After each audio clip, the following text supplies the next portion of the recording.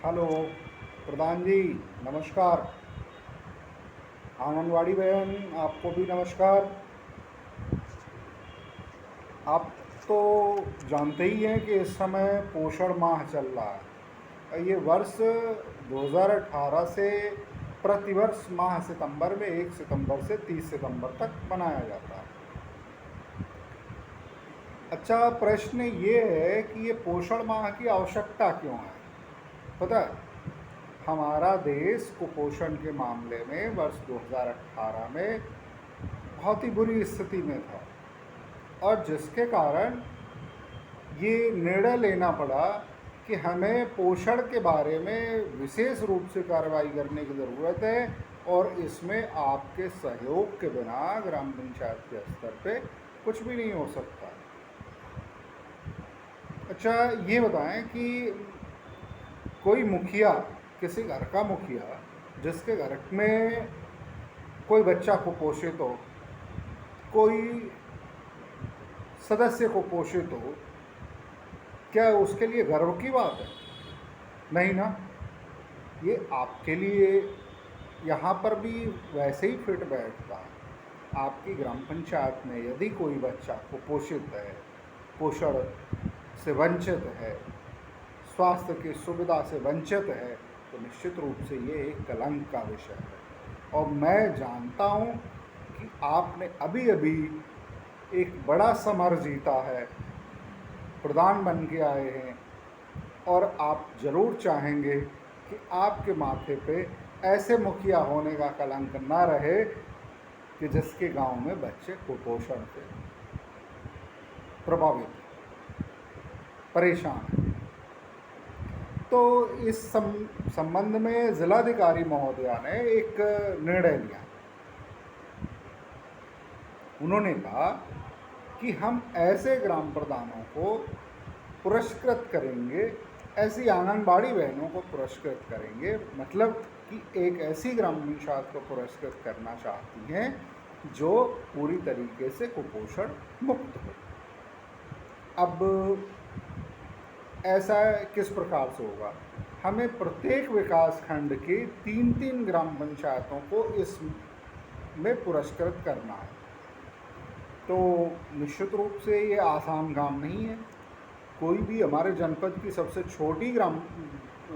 छोटा विकासखंड 53 ग्राम पंचायतों का है, और जो सबसे बड़ा विकासखंड है वो 108 ग्राम पंचायत का। तो बड़ा है, कंपटीशन बड़ा है, और इतने सारे लोगों के बीच में कंपीट करना है। किस लिए? कि हमारे माथे पे जो कुपोषण का कलंक है उसे मिटाने के लिए। तो मैं अब बताना चाहता हूँ कि इसमें करना क्या होगा। कंपटीशन से डर तो नहीं रहे ना? कतई नहीं डरेंगे।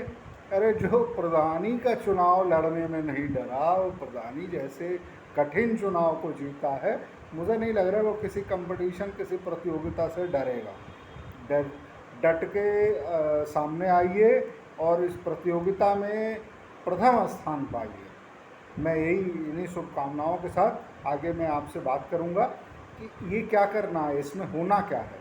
तो सबसे पहले आंगनबाड़ी बहन के पास चिन्हांकन किए हुए बच्चे हैं कि आपकी ग्राम पंचायत में कौन कौन से बच्चे कुपोषण से प्रभावित हैं। उसमें भी श्रेणी होती है, जो लाल श्रेणी है वो सबसे ज़्यादा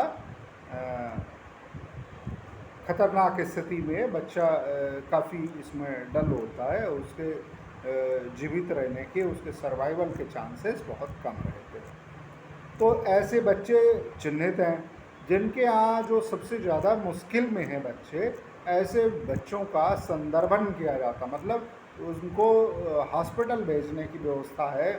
इसके बारे में भी आपको आपकी आंगनबाड़ी बहन बताएंगे कि इन बच्चों को कैसे हम हॉस्पिटल में भेजेंगे, संदर्भन कैसे करते हैं। जनपद स्तर पे इसके लिए विशेष वार्ड खोले गए हैं, जहाँ बच्चों को ला करके उनके पोषण युक्त आहार के दिया जाता है, उनके स्वास्थ्य की जांच की जाती है। इसके अलावा उनके साथ जो उनकी माँ या जो भी घर की महिला सदस्य आती हैं, उनके लिए भी वहाँ रहने की व्यवस्था दी जाती है। तो संदर्भन में ये होता है कि लगभग महीने भर बच्चा रहता है वहाँ पे, और उसको जब स्वास्थ्य में सुधार होता है, वो नॉर्मल होने लगता है, तो उसे फिर वहाँ से मुक्त कर दिया जाता है। इसके अलावा स्वास्थ्य सेवाएं, अब देखिए इसमें महत्वपूर्ण है कि जब बच्चा पैदा होता है उसके पहले से ही स्वास्थ्य सेवाओं की आवश्यकता पड़ने लगती है। जब गर्भ में होता है उस दौरान कुछ टीके लगते हैं, पैदा होने के बाद धात्री को और बच्चों को भी टीके लगते हैं, इनका भी विशेष ध्यान रखने की आवश्यकता है। अगर हम ऐसा नहीं करते हैं, इसमें कोई चूक करते हैं, तब भी हमारे बच्चे कुपोषण की श्रेणी में आ जाते हैं। धात्री महिलाओं के साथ ये है, गर्भवती और धात्री दोनों के साथ है कि हमें उन्हें पोषण युक्त आहार देना है, जिससे जो बच्चा पैदा हो वो कतई कुपोषित ना हो, क्योंकि अगर कुपोषित बच्चे हम पैदा करते हैं तो राष्ट्र कुपोषित होता है, गांव कुपोषित होता है, जिला कुपोषित होता है। ठीक है, तो हमें किसी भी महिला को, चाहे इसमें बहुत परेशान होने की ज़रूरत नहीं है। पोषण का मतलब ये नहीं है कि उसे केवल हम ड्राई फ्रूट्स खिला रहे हैं, सूखे मेवे खिला रहे हैं, महंगे महंगे फल खिला रहे हैं, खूब ढेर सारा घी दे रहे हैं, ऐसा नहीं, ऐसा नहीं। इसके लिए क्या है कि प्रकृति ने कुछ व्यवस्थाएं बनाई। हमारे स्थानीय स्तर पर जो चीज़ें उपलब्ध हैं, हरी सब्जियां जो मौसम में उपलब्ध है उनका इस्तेमाल करें, व्यायाम करें, भोजन जो है नियमित रूप से, जो नियमित अंतराल है उस पर उन्हें भोजन करने के लिए प्रोत्साहित करें, उन्हें बोलें, और इस प्रकार से वो स्वास्थ्य सेवाओं के साथ पोषण युक्त आहार जो है बहुत ज़रूरी चीज़ है, और इसमें हम कतई जो है कोई लापरवाही ना करें। अपनी बहनों को बताएं, अपने घर की बहुओं को बताएं कि वो जो है इस दौरान जब वो गर्भवती हैं या बच्चों को दूध पिला रही हैं, तो इस दौरान वो कोई लापरवाही कदापि ना करें। और इन सब चीज़ों के बाद क्या चीज़ है? स्वच्छता। यदि हमारे आसपास स्वच्छता हम नहीं रखते हैं तो हम पोषण युक्त आहार खाने के बाद भी बीमार पड़ सकते हैं। और बीमारी क्या करता है? हमारे शरीर से जो भी लड़ने योग्य क्षमता है उसको समाप्त करता है, हमारे शरीर को कमज़ोर करता है। और एक कमज़ोर शरीर जो है पोषित नहीं कहलाता, वो कुपोषित कहलाता है। एक कुपोषित माता एक स्वस्थ बच्चे को कैसे जन्म देगी, या उसका बच्चा कैसे स्वस्थ रहेगा अगर वो खुद से कुपोषित है? तो हमें अपने आसपास स्वच्छता का विशेष ध्यान देना है, क्योंकि अस्वच्छता की वजह से हमको डायरिया हो सकता है, हमको हैज़ा हो सकता है, कॉलरा हो सकता है, और मच्छर के काटने से हमें डेंगू हो सकता है। ख़राब पानी पीने से, दूषित पानी पीने से एईएस जैसी बीमारी हो सकती है, मच्छरों से जेई की बीमारी हो सकती है। तो इन सब चीज़ों का कारण जो होता है वो केवल अस्वच्छता है। तो हमें अपने आसपास स्वच्छता का पूरा ध्यान रखना है, तभी ऊपर के जितनी चीज़ें हैं, पोषण युक्त आहार और स्वास्थ्य सेवाएं तभी काम करेंगी। ठीक है, तो अब इन सब चीज़ों को जब हम पांचों जो बिंदु हैं, चिन्हांकन है, संदर्भन है, स्वास्थ्य सेवाओं की उपलब्धता या उनको प्राप्त करना, और पोषण युक्त आहार के साथ स्वच्छता, तो ये 5 बिंदुओं का जब हम पालन करेंगे तो निश्चित रूप से हमारे गांव से कुपोषण का जो रोग है, जो कलंक है, वो दूर हो जाएगा। तो क्या आप तैयार हैं इस कंपटीशन के लिए?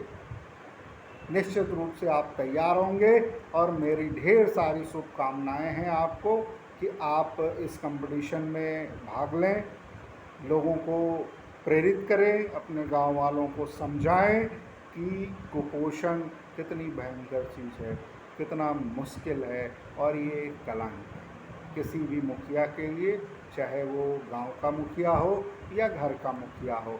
और मैं जानता हूं कि आप इस कलंक के साथ अपनी प्रधानी नहीं चलाएंगे। धन्यवाद।